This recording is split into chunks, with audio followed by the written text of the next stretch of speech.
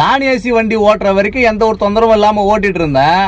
ஆனா இப்போ ஒரு 3 மாசமா ஏசி வண்டி ஓட்ட ஆரம்பிச்சதுல இருந்து தினமும் தும்மலு சளி.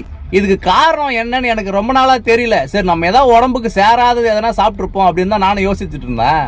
நல்லா செக் பண்ணி பார்த்ததுக்கு அப்புறமா தான் பிரச்சனை என்கிட்ட இல்ல வண்டிக்கிட்ட அப்படின்னு அப்புறமா புரிஞ்சுக்கினேன். அது என்ன அப்படின்னு பாக்குறதுக்கு முன்னாடி நீங்க நம்ம மிஸ்டர் டிரைவர் சேனலை ஃபாலோ பண்ணி வச்சுக்கோங்க. என்ன நடந்துச்சு அப்படின்னு பாத்தீங்கன்னா, இந்த தெரியுது பாத்தீங்களா கியர் ராடு, இந்த சுத்தி சின்னதா ஒரு குண்டூசி அளவுக்கு ஹோல்ஸ் இருக்கும் போல இருக்கு.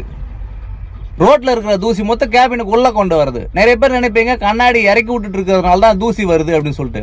அதனாலலாம் எந்த தொந்தரவும் இல்லை. ஏன்னா நான் ஏசி வண்டியில நம்ம கண்ணாடி இறக்கிட்டு தான் ஓட்டுவோம். இந்த வண்டியில என்னதான் கண்ணாடி ஏத்திட்டு ஓட்டினாலும் அந்த கியர் ராட்ல இருக்கிற சைடுல சின்ன சின்ன ஹோல்ஸ் வழியா நிறைய டஸ்ட் உள்ள வருது. ஆதாரத்தோடவே பாருங்களேன். இந்த தேதியும் டைமும் நல்லா பாத்துக்குங்க. 12ஆம் தேதி காலையில 8:18 சுத்தமா கிளீன் பண்ணி வண்டி எடுக்கிறேன். பாத்துக்கிட்டீங்களா?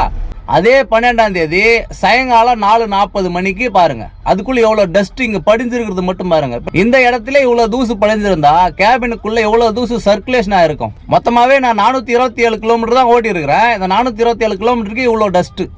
இத்தனைக்கும் இந்த 427 கிலோமீட்டர் ஃபுல் அண்ட் ஃபுல் கண்ணாடி ஏத்தி தான் ஓட்டினேன்.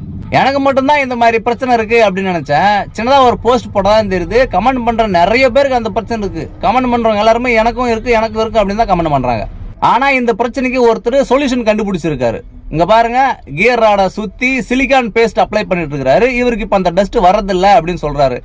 இந்த சிலிகான் பேஸ்ட் டெக்னிக்கை நானும் டெஸ்ட் பண்ணி பார்க்கலாம் அப்படின்னு இருக்கேன். டெஸ்ட் பண்ணி பார்த்துட்டு அப்புறமா சொல்றேன் இருங்க.